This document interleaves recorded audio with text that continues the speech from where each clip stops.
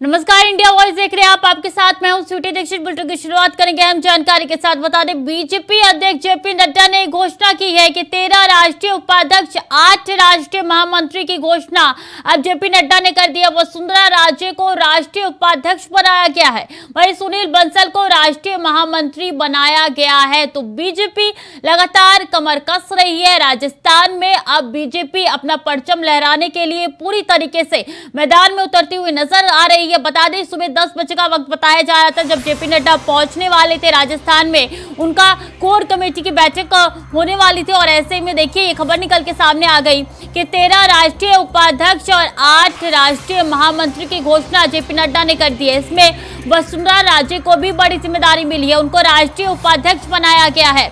सुनील बंसल को राष्ट्रीय महामंत्री बनाया गया है। तो बीजेपी अब चुनावी तैयारी करने में जुट चुकी है और ऐसे में देखिए बीजेपी अध्यक्ष जेपी नड्डा ने बड़ी घोषणा की है। वसुंधरा राजे को भी बड़ी जिम्मेदारी मिली है। ये वो लिस्ट है जो आपकी टीवी स्क्रीन पर नजर आ रही है। इस लिस्ट में साफ तौर पे लिखा गया है 13 राष्ट्रीय उपाध्यक्ष के नाम और इसी के साथ 8 राष्ट्रीय महामंत्री की भी घोषणा जो की गई है, उनके नाम भी इस लिस्ट में जारी कर दिए गए हैं। वसुंधरा राजे की बात की जाए तो उनको राष्ट्रीय उपाध्यक्ष बनाया गया है। आने वाले विधानसभा चुनाव के मद्देनजर अब बीजेपी पूरी कोशिश कर रही है कि जो विधानसभा चुनाव जिन राज्यों में आने हैं उन राज्यों में अब जाए और अपनी कमर कस ली है। बीजेपी ने पूरी तैयारी करने में जुट गई है।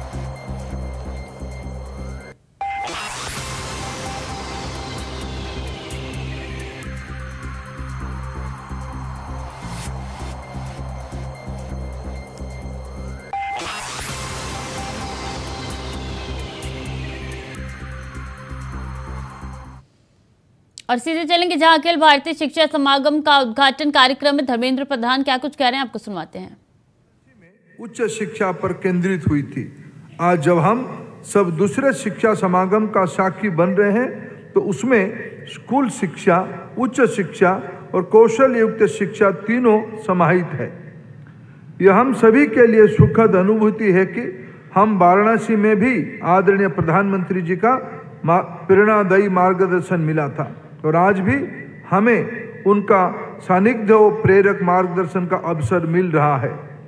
2014 से ही देश की शिक्षा नीति को लेकर माननीय प्रधानमंत्री जी का दृष्टिकोण, दूरदर्शिता, मार्गदर्शन प्रेरणा देने वाला रहा है। इस अवसर पर मैं उल्लेख करना चाहता हूं कि आज़ादी आंदोलन के दौर और उसके बाद महात्मा गांधी जी, रविंद्रनाथ टैगोर जी, स्वामी विवेकानंद जी, महर्षि अरविंद जी से लेकर मदन मोहन मालवीय तथा सर्वपल्ली राधाकृष्ण जैसे विभूतियों ने जिस समग्र और बहुआयामी शिक्षा की जो परिकल्पना रखी, आज प्रधानमंत्री जी के नेतृत्व में राष्ट्रीय शिक्षा नीति में उस चिंतन धारा को मूर्ति रूप दे रही है। आज़ादी के कालखंड में संविधान निर्माण में हुई विस्तृत बहस और चर्चा के बाद यह पहला अवसर है जब इतने व्यापक लोक परामर्श और जन भागीदारी के साथ कोई जन मसौदा तैयार हुआ है। आज राष्ट्रीय शिक्षा नीति के जिस स्वरूप को देख रहे हैं वो भारत की शिक्षा के प्रति भारत की भावना का प्रकटीकरण है। राष्ट्रीय शिक्षा नीति उपनिवेशवाद की मानसिकता से मुक्ति का मार्ग खोलने वाला है। राष्ट्रीय शिक्षा नीति भारतीय भाषाओं, भारतीयता के मूल्यों के प्रतिष्ठा प्रदान करने वाला है। राष्ट्रीय शिक्षा नीति भारत की ज्ञान धारा को भविष्य की समृद्ध करने वाला एक महत्वपूर्ण दूरदर्शी दस्तावेज है। भारतीयता के तत्वों के समाहित करते हुए राष्ट्रीय शिक्षा नीति समावेशी है, सर्वसुलभ है, सर्वस्पर्शी है, न्यायमूलक है। इसे 2 दिवसीय मंथन में से जो अमृत निकलेगा वो अमृत काल में अमृत पीढ़ी को ही मिलेगा, जो एक आत्मनिर्भर और विकसित भारत का निर्माण करेगा। सभी को स्वागत, धन्यवाद।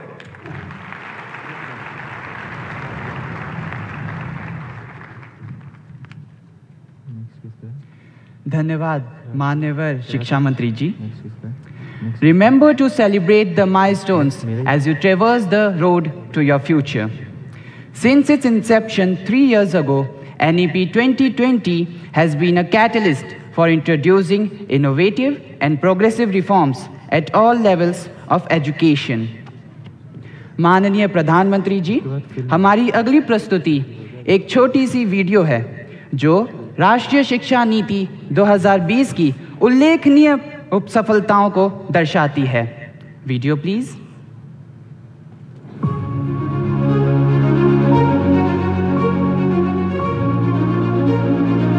विकसित भारत के विराट लक्ष्य को तेजी और नई दिशा देती राष्ट्रीय शिक्षा नीति 2020 आज पूरा कर रही है अपनी सफलता के 3 साल। होलिस्टिक डेवलपमेंट को इसने दी है नई पहचान। अब नन्हे मुन्नों के कांधों पर न भारी बस्तों का बोझ है और न ही लंबे चौड़े सिलेबस की घबराहट।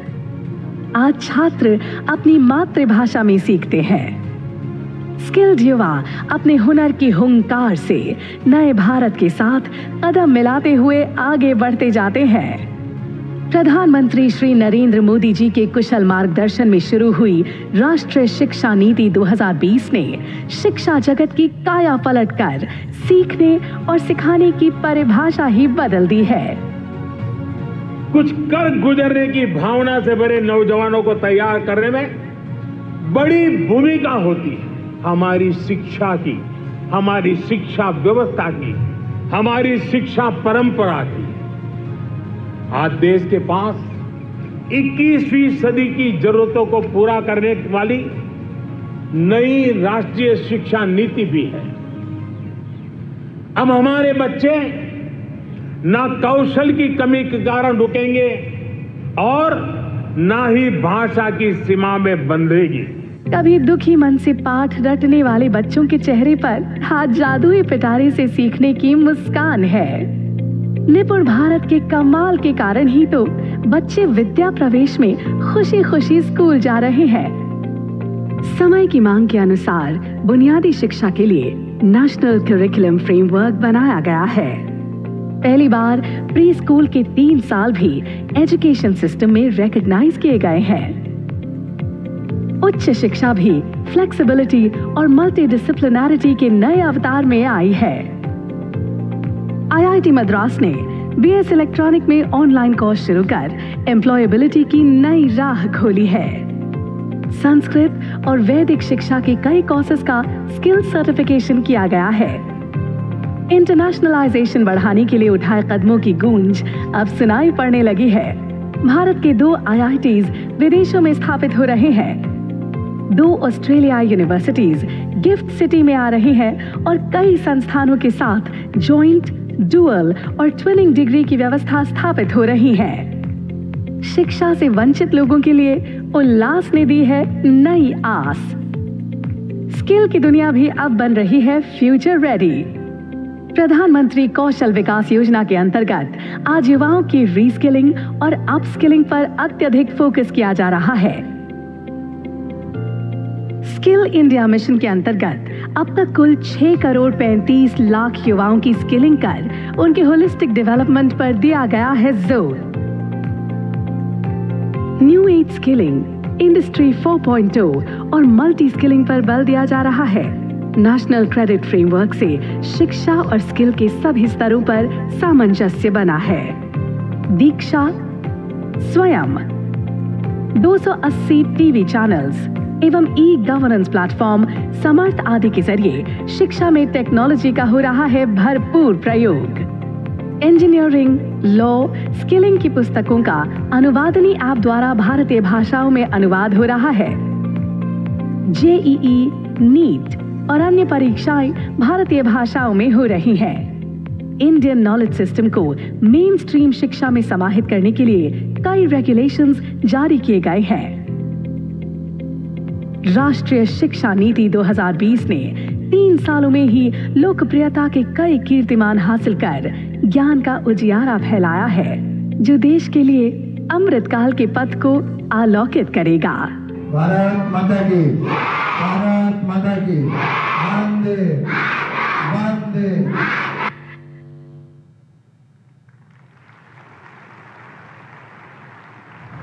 धन्यवाद। राष्ट्रीय शिक्षा नीति व्यक्ति के समग्र विकास के सिद्धांत पर कार्य करती है।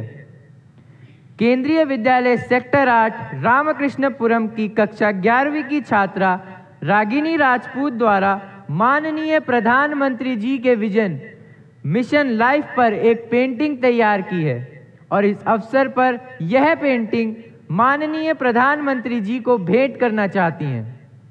हम उनसे अनुरोध करते हैं कि माननीय प्रधानमंत्री जी को अपनी कलाकृति भेंट करें।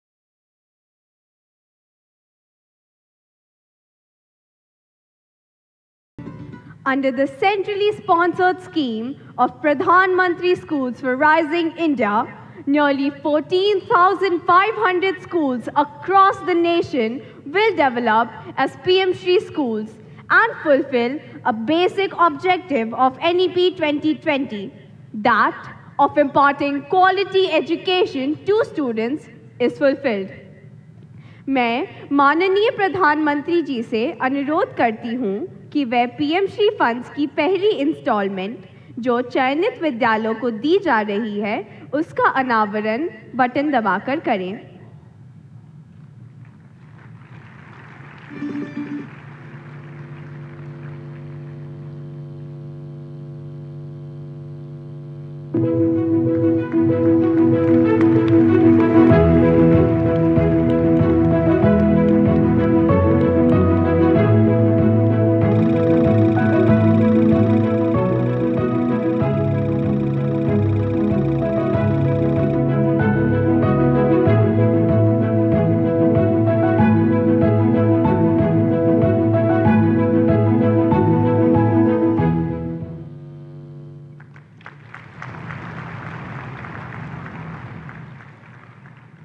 Thank you, Honorable Prime Minister, sir.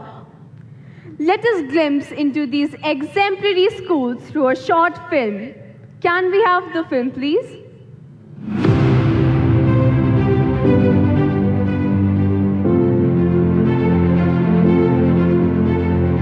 ये स्कूल है सबसे प्यारा, राइजिंग इंडिया का है संकल्प हमारा। पीएम श्री यानी प्रधानमंत्री स्कूल फॉर राइजिंग इंडिया देश भर के विद्यालयों को फ्यूचर रेडी करने के लिए 14,500 से अधिक विद्यालयों के विकास की ये एक भारत सरकार की नई योजना है, जिसके अंतर्गत विद्यालयों को 27,000 करोड़ रुपए से अधिक का वित्त पोषण मिलेगा। इस योजना के अंतर्गत केंद्र के लिए जागरूकता भी पैदा की जाएगी। हमारा स्कूल पीएम श्री स्कीम के लिए चुना गया है, इसलिए हम बहुत खुश व आभारी हैं और अपने प्रधानमंत्री श्री नरेंद्र मोदी जी को धन्यवाद कहना चाहते हैं। Thank you. PM Shri school छात्रों की कॉग्निटिव डेवलपमेंट यानी संज्ञानात्मक विकास के लिए गुणवत्तापूर्ण शिक्षण तो प्रदान करेंगे ही, साथ ही 21वीं सदी के प्रमुख स्किल से लैस समग्र और सर्वांगीण व्यक्तित्व का करेंगे निर्माण। Thank you, PM sir.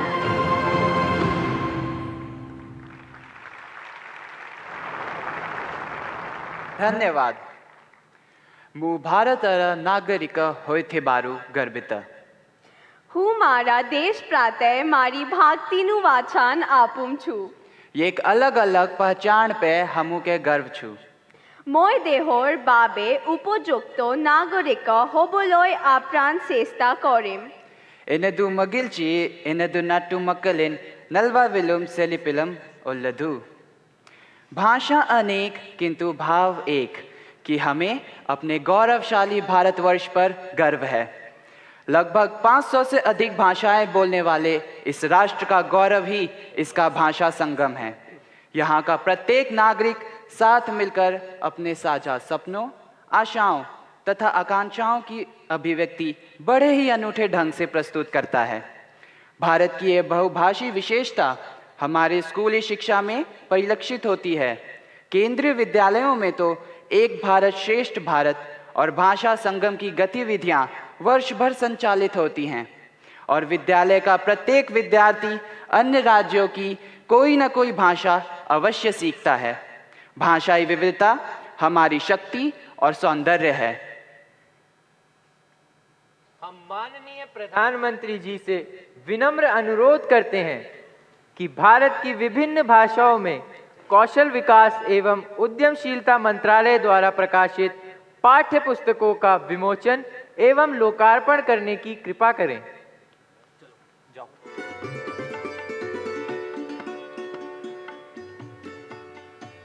खबरों में आगे बढ़ेंगे। संसद के मॉनसून सत्र में मणिपुर मुद्दे को लेकर गतिरोध बना हुआ है। इसी बीच विपक्षी धड़े के गठबंधन यानी कि INDIA का प्रतिनिधिमंडल 2 दिन के लिए हिंसा प्रभावित मणिपुर के दौरे के लिए रवाना हो गए हैं। प्रतिनिधिमंडल में 16 दलों के 21 नेता शामिल हैं। के बरक्स हमारे भाजपा के लोगों को लगता है कि ये फोटो ऑप है, तो मैं उनकी बुद्धि पे सिर्फ तरस खा सकता हूँ। यकीन मानिए, मणिपुर को आज सबसे ज्यादा जरूरत है सुनने की। डेमोक्रेसी में अगर कोई सुनता नहीं है, सिर्फ अपनी सुनाता है, तो उसके स्वास्थ्य को लेकर के मुझे चिंता होती है और करोड़ों हिंदुस्तानियों को चिंता होती है। मणिपुर के लोगों का हाथ पकड़ना, उन्हें भरोसा दिलाना कि आप इसी हिंदुस्तान के, इंडिया के, भारत के हिस्सा हैं, बस एक छोटी कोशिश हम कर रहे हैं। अगर ये भी उन्हें नागवार गुजर रही है तो मैं उनके बेहतर स्वास्थ्य की कामना करता हूँ। देखिए, जो जिम्मेदारी केंद्र सरकार की बनती है और वहाँ की राज्य सरकार पूरी तरह विफल हो चुकी है, जो उनकी नाकामियां हैं, उसके बीच प्रधानमंत्री की जिम्मेदारी बनती है कि मणिपुर की पीड़ाओं को समझें, वहाँ के लोगों से संवाद करें। लगातार वो भाषण देते हैं, कार्यक्रम करते हैं, राजनीतिक अपना अभियान चलाते हैं, वो राजस्थान जाते हैं, बीजेपी को बढ़ाने के लिए उनको कोई मौका मिलता है तो वहाँ जाते हैं। लेकिन देश की संरक्षण का जब सवाल उठता है, देश के लोगों की जहाँ पीड़ाएं होती हैं, जहाँ दिक्कतें होती हैं, वहाँ कभी दिखते नहीं हैं। तो हमारी जिम्मेदारी बनती है, हम लोग सब राजनीतिक मुख्यधारा से जुड़े हुए लोग हैं, वहाँ मणिपुर में जाएंगे, लोगों की पीड़ाएं सुनेंगे, उनकी बात समझेंगे, यहाँ तक लाएंगे। देखिए, हम जा रहे हैं क्योंकि आने वाले सप्ताह में हम लोकसभा और राज्यसभा में मणिपुर की बात रखना चाहते हैं। मणिपुर के लोगों पर जो गुजरी है, उसके दर्द को, उनके चिंताओं को हम व्यक्त करना चाहते हैं और ये साबित करना चाहते हैं कि इंडिया अलायंस मणिपुर के साथ है। भाजपा का राष्ट्रवाद एक झूठा खोखला राष्ट्रवाद, उनको सिर्फ सत्तावाद पर विश्वास है।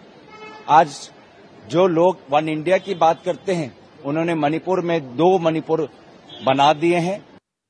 इस बीच अहम जानकारी आप तक पहुंचा दें कि अमित शाह ने भोपाल को बनाया है बेस कैंप। आज चुनावी रणनीति पर नेताओं संग करेंगे मंथन। मध्य प्रदेश में इस साल के अंत में होने हैं विधानसभा चुनाव और ऐसे में बीजेपी की तैयारी की कमान गृह मंत्री ने खुद अपने हाथों में ले ली है। चुनिंदा नेताओं के साथ चुनावी रणनीति पर करेंगे चर्चा। तो अब अमित शाह खुद एक्टिव होते हुए नजर आ रही है और इसलिए अब चुनावी मंथन लगातार जारी है। बीजेपी हर चुनाव के मद्देनजर कमर कसती हुई नजर आ रही है और देखिए, यही है कि मध्य प्रदेश में इस साल विधानसभा चुनाव है साल के आखिरी में और ऐसे में बीजेपी ने पूरी कमान गृह मंत्री अमित शाह के हाथ में दे दी है। 48 घंटे में दूसरा दौरा ये उनका मध्य प्रदेश का होने जा रहा है, जो कि काफी महत्वपूर्ण है। इसके आगे क्या रणनीति बनेगी, किस तरीके से चुनाव को साधना है और क्या रोड मैप लेके आना है, तमाम चीजों पर चर्चा होगी।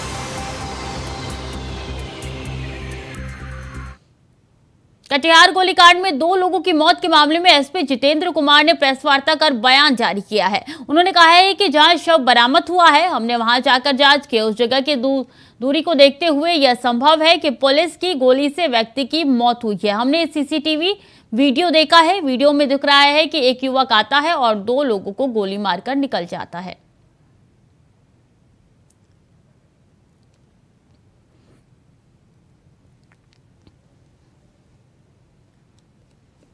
इंक्वायरी में यहाँ पर आए हुए थे। जैसा कि मैंने आप लोगों को पहले ही बताया कि हम लोग जो भी करेंगे फैक्ट बेस करेंगे। तो आज हम लोगों ने जो अनुमंडल कार्यालय का जो सीसीटीवी कैमरा है, उसकी जो है हम लोगों ने पड़ताल की। सबसे पहले जो है आप लोग को देखें, हम लोग पीओ पर गए, बॉडी जहां पर मिली थी वहां पर गए, तो जो रेंज था जहां पर बॉडी थी और जहां से गोली चलाया गया, जो पुलिस कर्मी थे, वो दूरी जो है वो असंभव है कि वो इनका जो है पुलिस के गोली से जो है लगा है।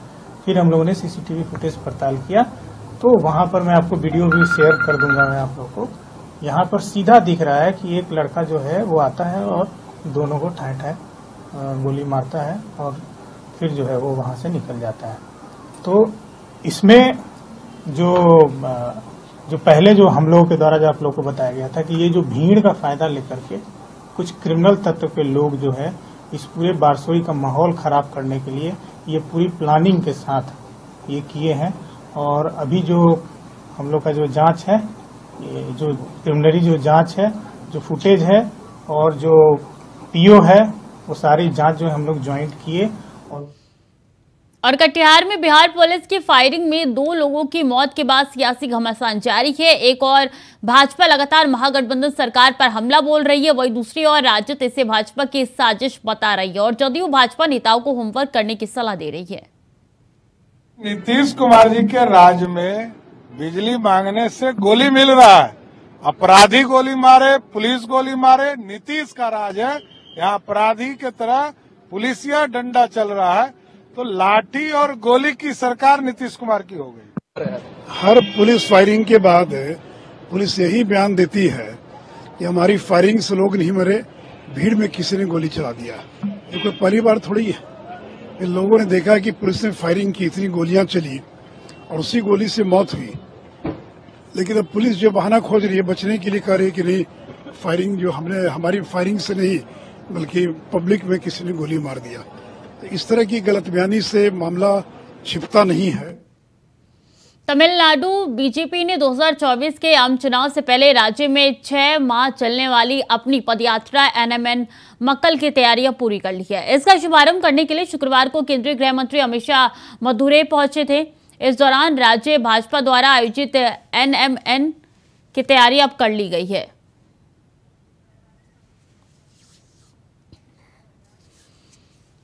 और अब सीधा चलेंगे जहां पे अखिल भारतीय शिक्षा समागम का उद्घाटन हो चुका है। पीएम मोदी क्या कुछ कह रहे हैं, आपको सुनवाते हैं।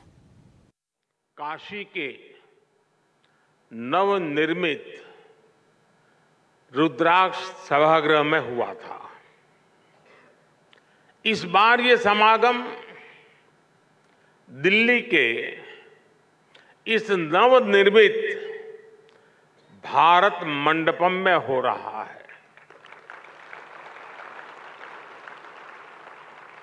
और खुशी की बात यह है कि विधिवत रूप से भारत मंडपम के लोकार्पण के बाद ये पहला कार्यक्रम है। और खुशी इसलिए बढ़ जाती है कि पहला कार्यक्रम शिक्षा से जुड़ा कार्यक्रम हो रहा है। साथियों, काशी के रुद्राक्ष से लेकर इस आधुनिक भारत मंडपम तक अखिल भारतीय शिक्षा समागम की इस यात्रा में एक संदेश भी छिपा है। ये संदेश है प्राचीनता और आधुनिकता के संगम का। यानी एक और हमारी शिक्षा व्यवस्था भारत की प्राचीन परंपराओं को सहज रही है, आधुनिक साइंस और हाईटेक टेक्नोलॉजी इस फील्ड में भी हम उतना ही तेजी से आगे बढ़ रहे हैं। इस आयोजन के लिए शिक्षा व्यवस्था में आपके योगदान के लिए आप सभी साथियों को शुभकामनाएं देता हूं, साधुवाद देता हूं। संयोग से आज हमारी राष्ट्रीय शिक्षा नीति के 3 साल भी पूरे हो रहे हैं।